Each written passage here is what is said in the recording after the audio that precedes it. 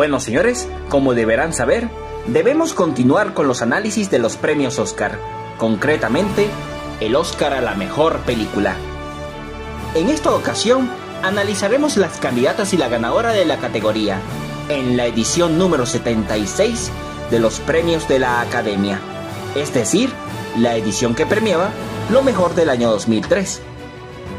Sin más rodeos, acompáñenme con esto que será análisis del Oscar a la mejor película, año 2003.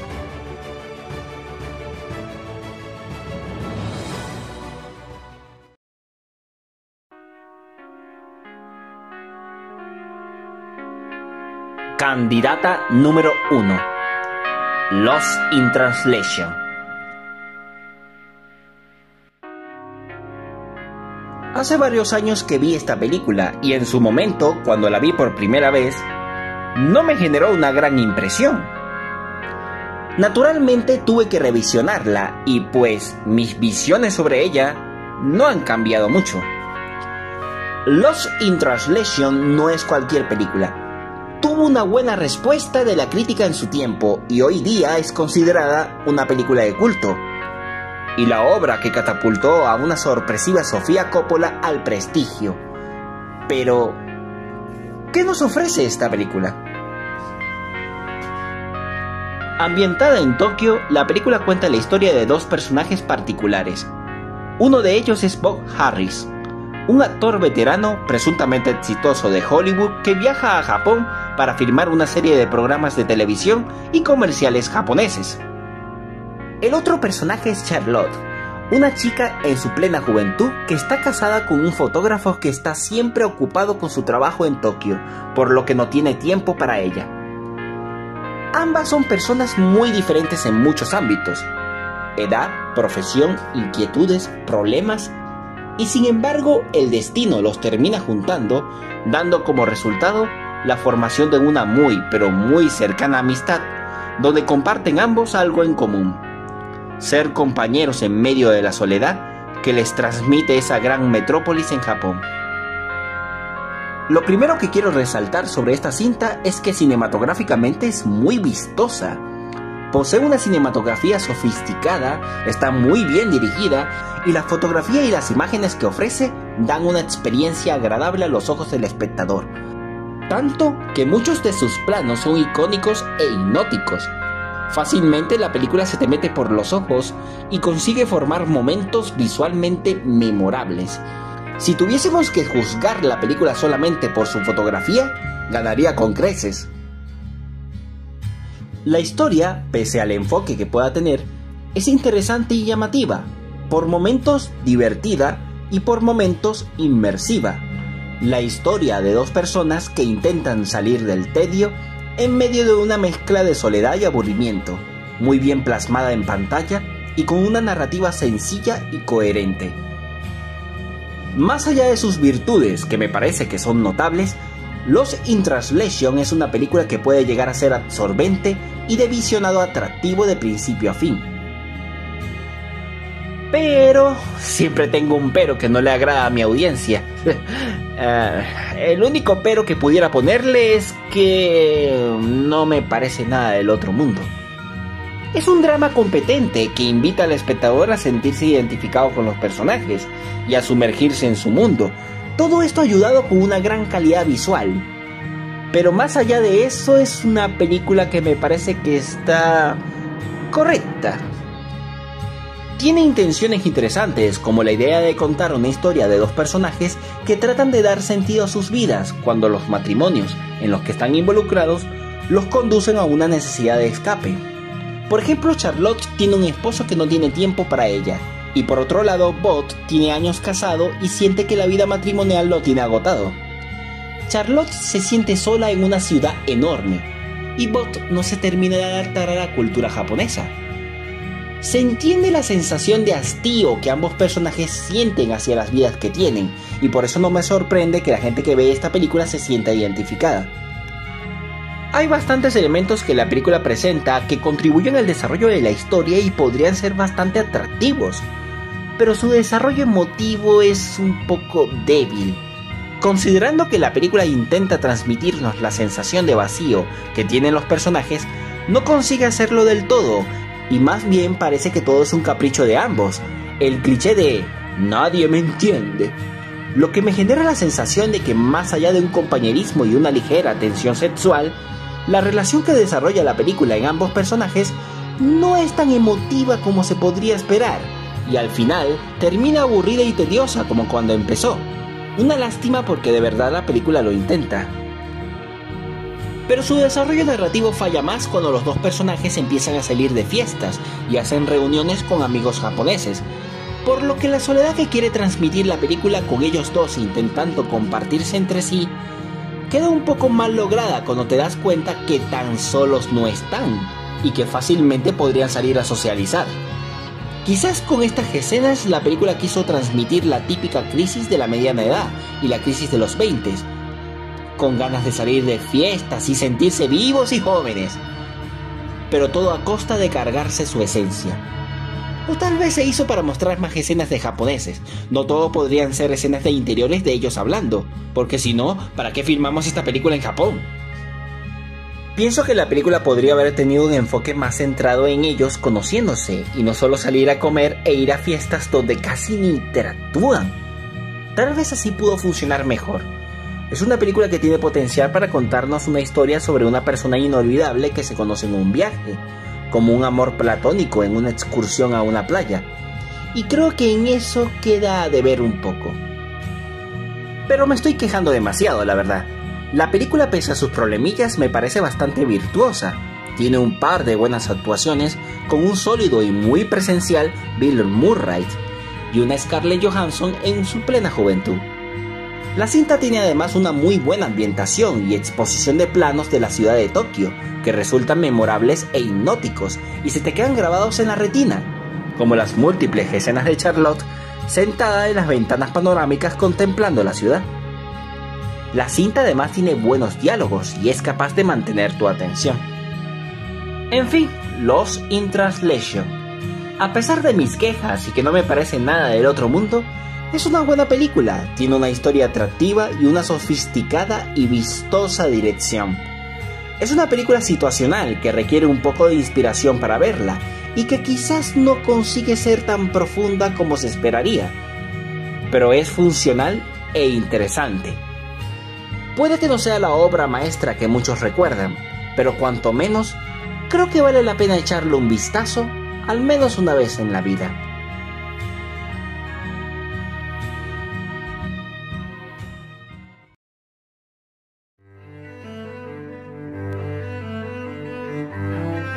Candidata número 2.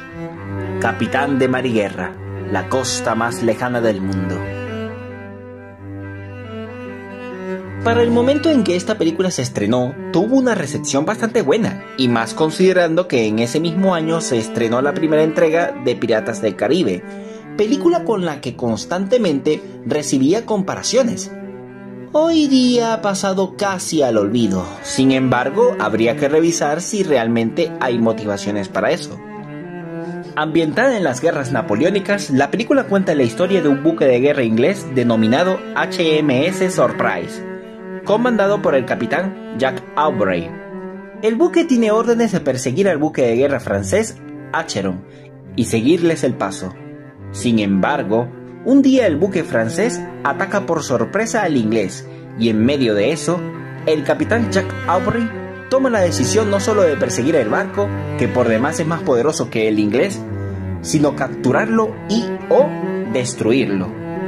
Pero no será sencillo, porque no solo deben estar preparados para enfrentarlo cara a cara, sino que básicamente deben sobrevivir a su poder usando su astucia. Sobran un poco las palabras al decirlo, pero la mayor fortaleza de la película es su producción, en la que intentan sumergir al espectador en un ambiente lo más cercano posible de lo que es formar parte de la tripulación de una embarcación de guerra de la época, con sus cotidianidades y sus relaciones interpersonales. Todo gracias a un gran despliegue de medios que ofrece una experiencia lo más realista posible. La dirección es competente y funcional, consiguiendo con ello una narrativa coherente con la historia, dándole además un pequeño toque de aventura.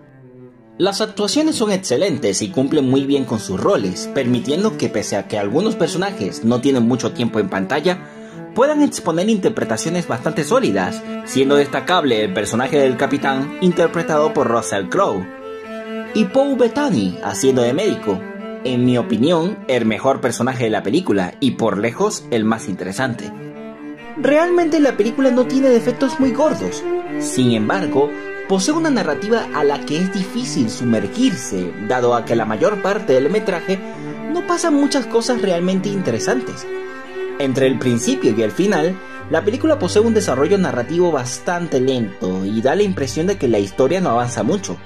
Pero en medio de eso tiene sus elementos interesantes, como el desarrollo de algunos personajes, siendo especialmente sólido e interesante las interacciones entre los personajes del médico y el capitán.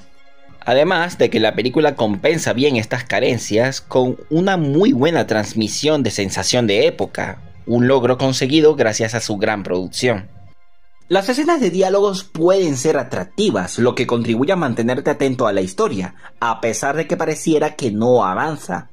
En especial cuando los personajes hablan de historia, el contexto de la época, de personajes destacados como el almirante Nelson, famoso héroe de guerra inglés, y lo más llamativo, cuando los personajes hablan de ciencia. Este punto es especial porque a través del personaje del médico, la película expone las inquietudes que existían en la época con respecto a la investigación científica, en especial las ciencias naturales, algo así como si el médico fuese una referencia a Charles Darwin, y exponer cómo las ciencias naturales pueden ser útiles hasta para la guerra. Estos elementos ayudan a que la historia se mantenga atractiva, a pesar de que varios de sus elementos pareciera que no contribuyeran demasiado a la trama principal. Otra de sus fortalezas es que, a pesar de no buscar mucho desarrollo de sus personajes secundarios, los expone tan bien en sus arquetipos que logra hacerlos interesantes y atrayentes, especialmente los oficiales jóvenes y algunos marineros un poco excéntricos, logrando con esto hacernos sumergirnos en las cotidianidades de una tripulación con sus distintas tareas y actividades, tanto laborales como personales, así como también valores, supersticiones, creencias y conflictos. Las escenas de batallas navales, aunque escasas, están muy bien filmadas y producidas, resultando interesantes y atractivas, consiguiendo generar cierta sensación de impacto, sobre todo en la batalla final. En fin, Capitán de Mar y Guerra. Puede que la película no sea la gran cosa y no genere un impacto realmente significativo, o al menos no al nivel que se podría esperar. Pero es una película sólida y vistosa. Quizás el tiempo la ha hecho envejecer un poco, lo que reduce ligeramente el impacto que en su día generó. Pero sigue siendo una película bastante robusta. Bien dirigida y producida, y con un gran provecho de su despliegue técnico, Capitán de Mar y Guerra es una película atrayente y entretenida que nos resultará en una aventura bastante genuina.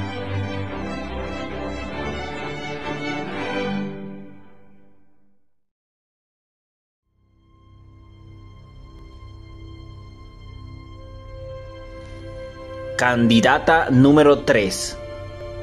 Río Místico.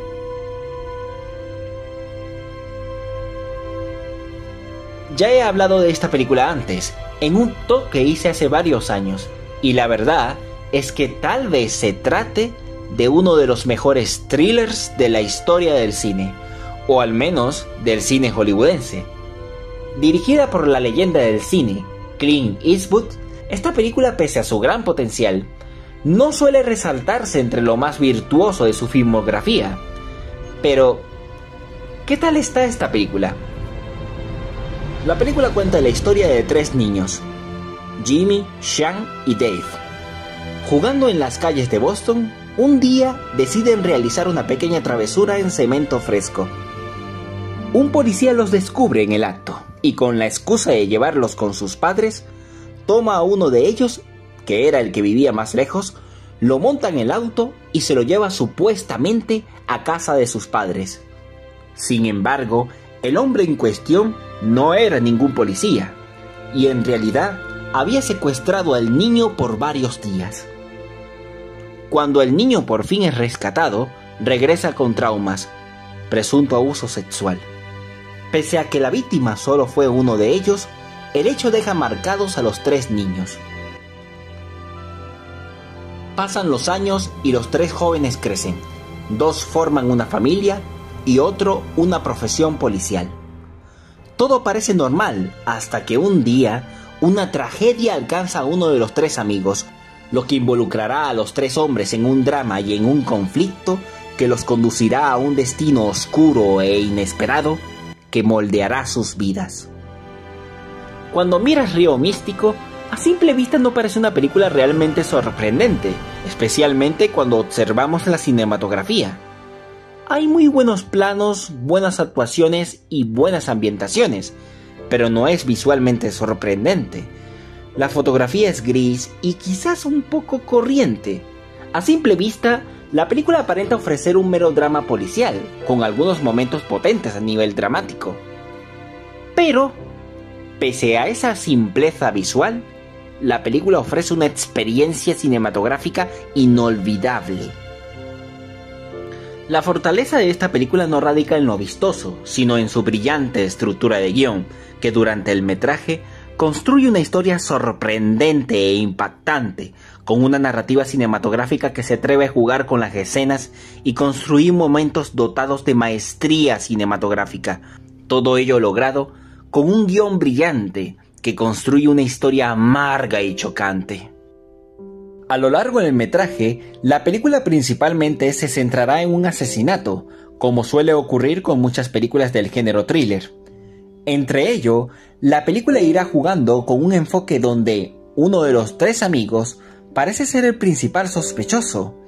Este juego escénico, conjunto con su juego de guión, hará que el espectador casi se convenza de todas esas sospechas, hasta que finalmente dichos acontecimientos degeneran en un desenlace que no solo nos parecerá sorprendente y brillante a nivel narrativo, sino infelizmente amargo, triste, chocante e injusto, desencadenando en uno de los mejores finales que, en lo personal, he visto en mi vida. Es tan impactante el clímax y el final de la película que parece que la misma es consciente de su propia brillantez. Incluso agrega cierto realismo mágico en los minutos finales, culminando con un soberbio pero amargo desarrollo de su desenlace, donde los acontecimientos ocurridos al final cambian para mal las vidas de los personajes, dejando al espectador con una sensación inmensamente pesimista en su corazón. Los 3 personajes principales están muy bien desarrollados y resultan interesantes hasta en el más pequeño de los detalles, además de que sus historias son intensas y ofrecen un gran poder dramático, contribuyendo aún más a mantener la atención a la historia, especialmente el personaje de Dave, interpretado por Tim Robbins. Este gran desarrollo de guión convierte a Río Místico en una película cinematográficamente soberbia, que pese a no ser muy sorprendente a nivel visual, a nivel de dirección y de montaje de escenas, construye un desarrollo dramático y de suspenso supremamente inteligente, donde nos adentramos en el lado más humano de cada uno de los personajes y de su desarrollo, en especial los 3 protagonistas, magistralmente interpretados por unos soberbios Sean Penn, Kevin Bacon y Tim Robbins, que de los 3 es el más destacado y el más llamativo. Aunque Sean Penn también está soberbio en su papel, especialmente porque tiene que hacer el papel de un padre comprometido con la protección de sus hijos. Un detalle curioso de la película es el título. Se llama Río Místico porque narrativamente el río tiene una importancia narrativa mayor de lo que parece, sobre todo al final de la película, donde funciona como un símbolo de los secretos. En fin, Río Místico, quizás una de las mejores películas de suspenso que he visto en mi vida, con un desarrollo de guión brillante que, acompañado de su desarrollo narrativo cinematográfico, nos cuenta una historia que, aunque pesimista y amarga, te deja con la sensación de haber visto algo sorprendente. Eso sí, es una película que conviene no saber mucho de ella antes de verla. Si no la han visto, véanla con la menor información posible. una de las mejores películas de Clint Eastwood y posiblemente una de las mejores películas del siglo XXI.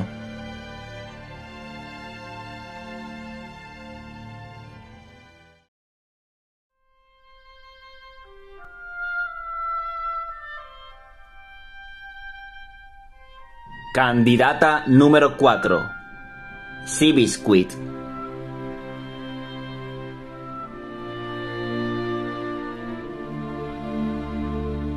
Muchos años han pasado desde el estreno de esta película, y el tiempo ha sido un poco cruel con ella. Casi nadie la recuerda, al punto de que cuando buscas películas de Tobey Maguire, apenas aparecen los resultados. Es tanto así que lo primero que se te viene a la mente cuando la ves en la lista de candidatas es pensar: pero hablando en serio, ¿qué tal está esta película? Seabiscuit cuenta principalmente la historia de 3 hombres. Uno de ellos es Charles, un hombre de negocios que logra conseguir un ligero éxito económico a pesar del contexto de la crisis económica de la Gran Depresión. Pero no sale ileso. Una gran pérdida en su vida personal le invita a reorganizar su vida. En esas circunstancias, tiene la idea de comprar caballos de carreras, y en ese proceso conoce a Tom, un hombre solitario que tiene una especial visión para entender a los caballos, por lo que Charles lo contrata para encontrar el caballo ideal para ganar carreras. En ese proceso, Tom identifica a un caballo rebelde y de gran espíritu bautizado como Seabiscuit, que en el pasado era un caballo condenado a la derrota eterna.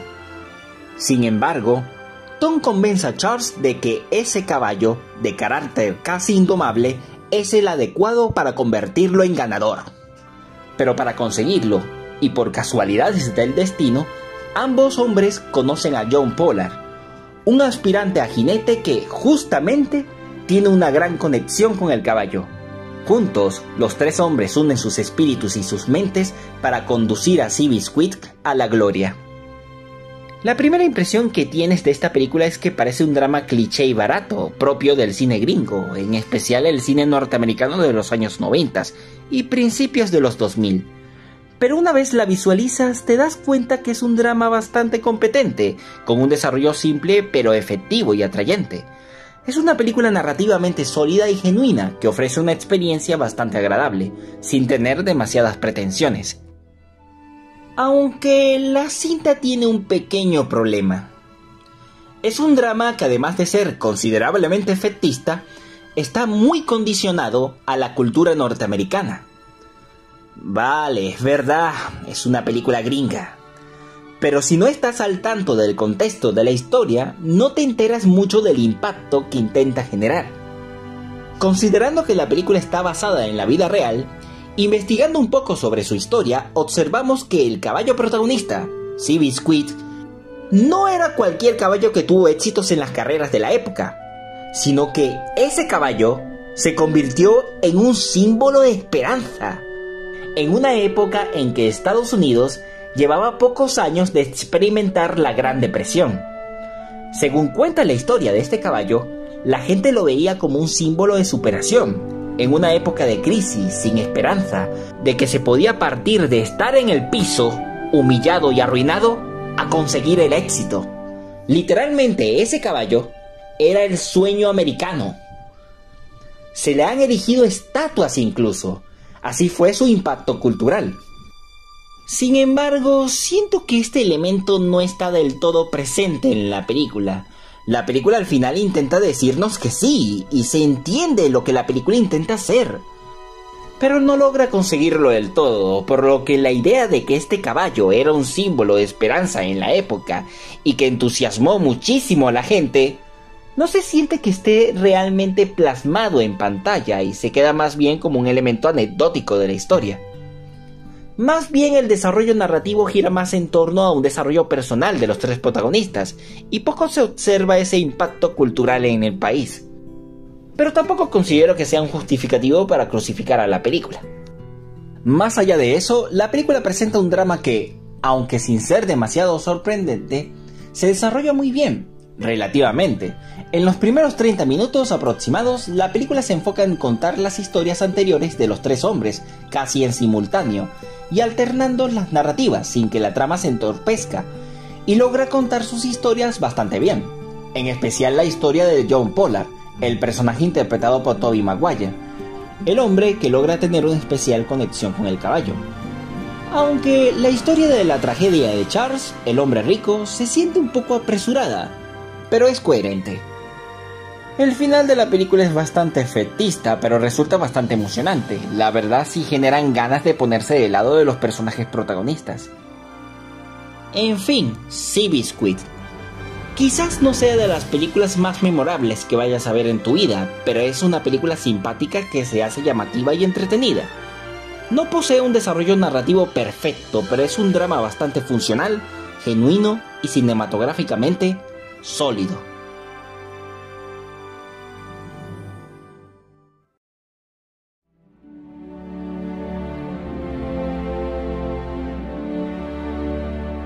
Y candidata número 5, la ganadora, El Señor de los Anillos, El Retorno del Rey.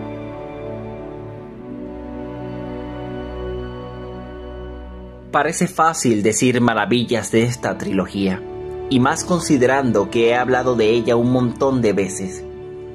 Pero aunque no lo crean, cada vez se me hace más complicado agregar palabras que hagan justicia a la grandeza de esta trilogía.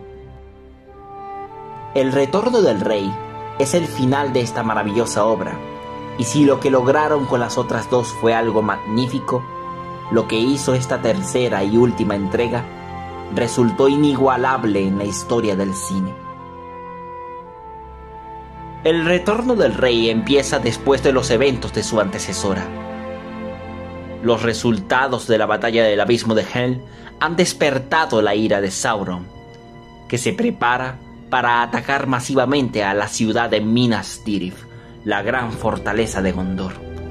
Tras conocer los planes de Sauron, Gandalf parte con urgencia a la gran ciudad de Gondor para advertir a Denethor, gobernante de la ciudad, a prepararse para el ataque, al tiempo que pide al rey de Rohan, Théoden hijo de Tengel, que se prepare para ayudar a Gondor cuando ellos lo soliciten.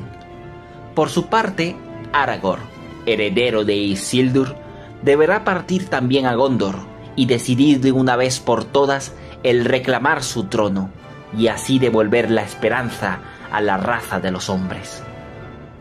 Por otro lado, Frodo y Sam continúan su viaje a Mordor, que estará cada vez más lleno de peligros, y más cuando Gollum, su guía, conspira para arrebatarles el anillo.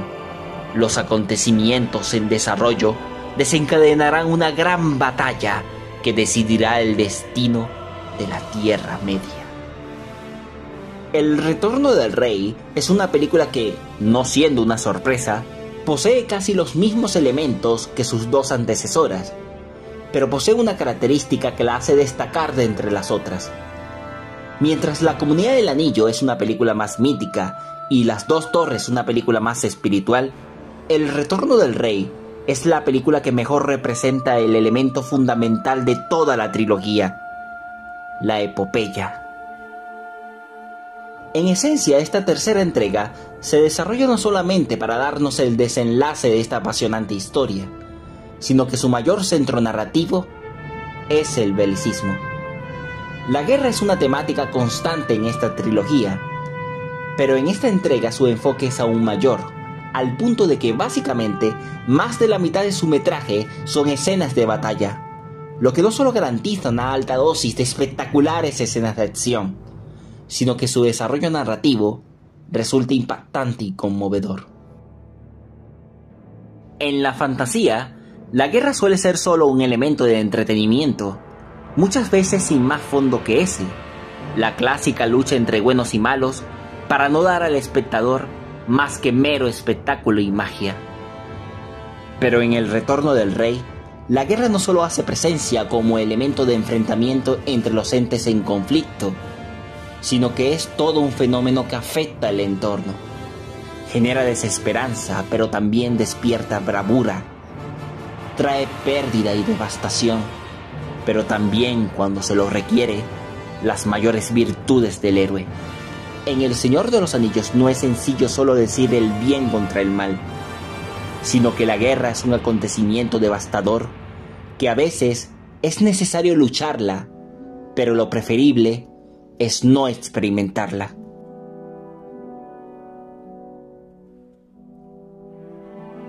Lo que hace especial la lucha en El Señor de los Anillos no es solo el hecho de lo poético y espectacular que visualmente nos puede ofrecer esta obra, sino que, en esencia, la lucha rescata el antiguo espíritu casi perdido de la lucha por la trascendencia, por dejar un mundo mejor para los tuyos y para las próximas generaciones. Todo este concepto de la guerra se desarrolla de una forma que no solo nos resulta espectacular gracias a su gran despliegue de producción, sino por su desarrollo narrativo, que deviene finalmente en un resultado conmovedor que, pese a la fantasía, resulta auténtico y casi cercano a la realidad de la guerra. Entre el belicismo epopéyico, que involucra representar todos los aspectos de la guerra como elemento arrasador, El Retorno del Rey es también, esencialmente, una película épica por excelencia. Cada uno de los momentos en que nuestros héroes se someten a grandes desafíos y las dificultades parecen insuperables, al punto de caer en el derrotismo, aparece la épica para rescatar el espíritu. Con un nivel de espectacularidad que, a pesar de haber visto estas escenas múltiples veces, me sigue generando una emoción indescriptible, como la primera vez que las vi. Las escenas de la batalla de los campos de Pelennor, el asedio de Minas Tirith, la llegada de los Mumakil, pero sobre todo, la carga de los Rohirrim, que probablemente se trate de la escena más épica de la historia del cine. Nunca antes se había visto un momento tan espectacular en pantalla, y sigue pasando los años y siguen generando el mismo impacto, tan significativo y tan precioso. Y por si fuera poco, El Retorno del Rey también posee quizás el mejor clímax de la historia del cine, donde nuestros héroes se van a una misión casi suicida, sin muchas probabilidades de éxito, pero que a pesar de una derrota muy posible, se lanzan con valor a una última batalla, cuyo poder escénico y emocional alcanza niveles de excelencia que rozan lo místico. Pocas veces se ha logrado en el cine un clímax tan intenso y tan dramático. Lo que se hizo con estas escenas fue legendario, reflejo de su magnífica dirección, enorme carga de tensión, el regreso de la esperanza, la tentación de Frodo, la última lucha por el anillo en el monte del destino, nuestros héroes a punto de perder. Todo es tan dramático y tan poderoso que resulta precioso de contemplar, y es inevitable sentir una inmensa piel de gallina de solo contemplar su excelencia, espectacularidad, pero sobre todo, belleza. ¿Cuántas veces en el cine se puede conseguir belleza y poesía entre la acción y la épica? La razón es simple, porque El Señor de los Anillos no es una película épica, es una epopeya. Y eso va más allá de la épica, es mística cinematográfica. Y el final, uno de los más extraordinarios de la historia del cine. Un final que, en apariencia, parece un final feliz, pero que en realidad está cargado de matices y de elementos filosóficamente complejos que involucran, entre ellos, los propios efectos de la guerra. Una de las críticas que nunca he entendido que suelen hacerse a esta película es que se la acusa de tener un exceso de finales. Es verdad que la película, sobre todo en la escena tras la destrucción del anillo, pareciese que va a terminar. Juega con las transiciones, pero eso se hace porque necesita cerrar varios ciclos dentro de la historia. El final es largo, al igual que toda la trilogía, y es maravilloso. y absolutamente el final perfecto para esta magnífica trilogía. El final necesario, el que debía tener. Creo que una trilogía de tanto calibre no podría haber tenido un final más adecuado y extraordinario. El final es precioso, poético, con una mezcla de amargura y esperanza, y representa muy bien la esencia de la historia, la llegada de tiempos nuevos y los nuevos comienzos. Un nuevo rey es coronado y promesas de paz se avecinan, y la aventura genera cambio en los personajes.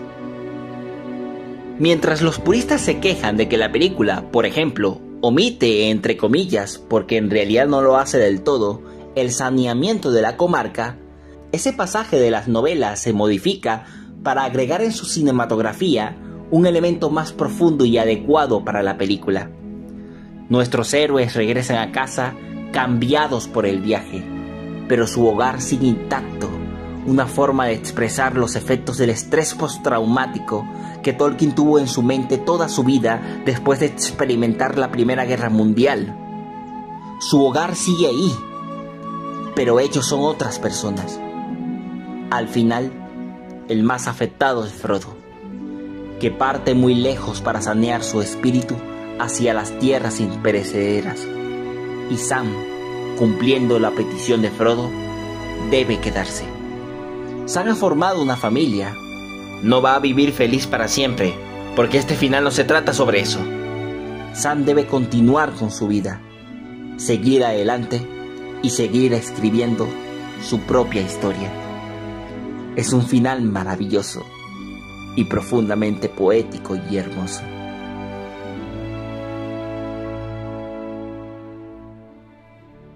En fin, El Señor de los Anillos, El Retorno del Rey.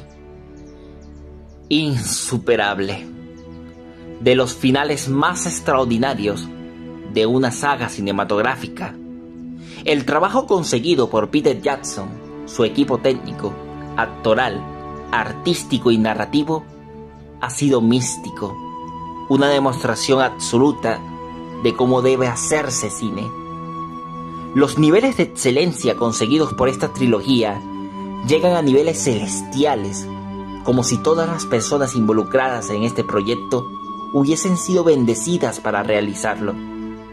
Una maravillosa adaptación de la obra de Tolkien, que más allá de su fidelidad, consiguieron adaptar su espíritu y su alma, con una magnífica dirección artística, una brillante dirección,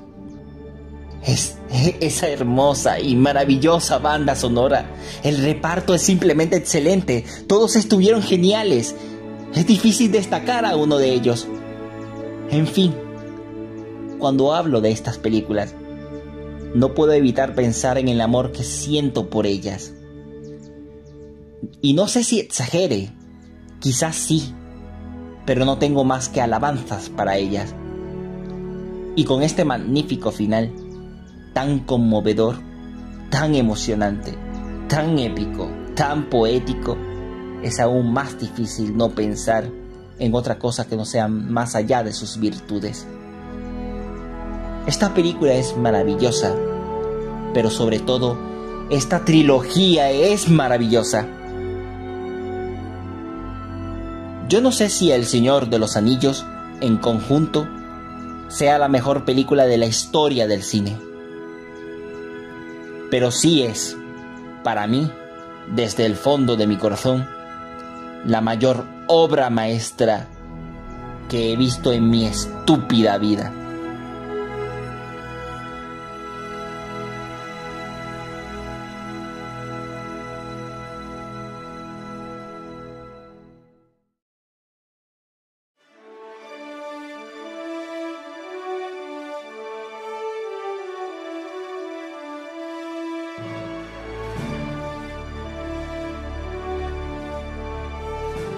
Bueno, señores, hagamos nuevamente un recuento. Sabemos que las nominadas de este año fueron nuevamente 5, las cuales fueron Lost in Translation, Capitán de Mar y Guerra, la costa más lejana del mundo, Río Místico, Sea Beast Squid, y El Señor de los Anillos, El Retorno del Rey. La ganadora en esta ocasión fue El Señor de los Anillos, El Retorno del Rey. Y sé que va a sonar muy típico de parte mía, pero es más que sobrante decir que es definitivamente la mejor película de las candidatas. Es una película pero muy superior a las competidoras. Así que, naturalmente, por supuesto que en esta ocasión estoy completamente de acuerdo con la academia. No hay discusión alguna, El Retorno del Rey era la obra maestra definitiva, una magnífica película que transpira excelencia y belleza por todos sus poros.